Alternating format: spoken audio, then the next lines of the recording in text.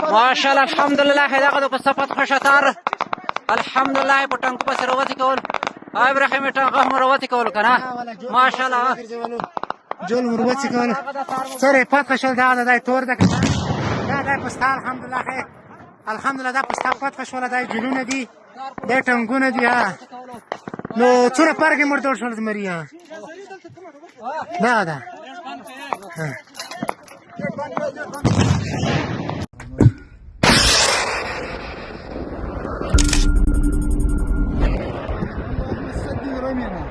اللهم سدد رمينا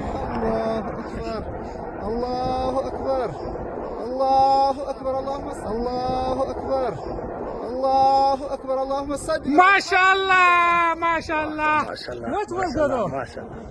ما شاء الله ما شاء الله الله أكبر قطعنامه مردم و وکلای گذر شهر کابل در قبال تجاوز آشکار رژیم پاکستان بر خاک افغانستان.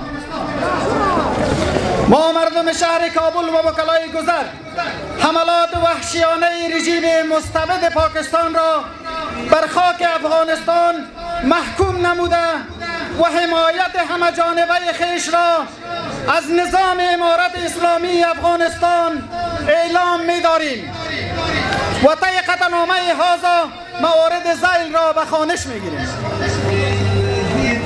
1. مردم شهر کابل حملات وحشیانه رژیم خونخوار و دست نشانده پاکستان را بر خاک افغانستان محکوم نموده و خواهان ختم فوری حملات هستیم.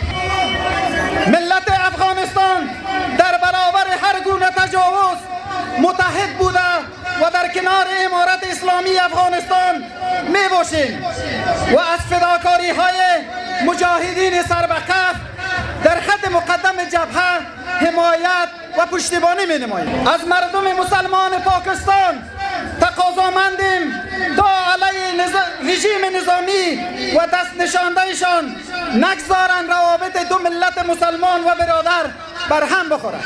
از کشورهای منطقه به خصوص جامعه جهانی تقاضامندیم تا در برابر تجاوز آشکار رژیم پاکستان واکنش سریع نشان دهد و نگذارند یک بار دیگر دامنه جنگ و خونریزی گسترش پیدا کند. ما مردم شهر کابل ما مردم شهر کابل در صورت تداوم حملات و هدایت شیخ صاحب امیر المؤمنین حفظه الله تعالی آماده هستیم در خط مقدم جبهه برویم و از نظام امارت اسلامی افغانستان با خون خویش دفاع نماییم.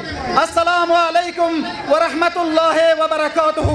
نعره تکبیر با صدای بلند و عمومی. نعره تکبیر. مرگ بر رژیم دست نشانده پاکستان. مرگ بر رژیم دست نشانده پاکستان.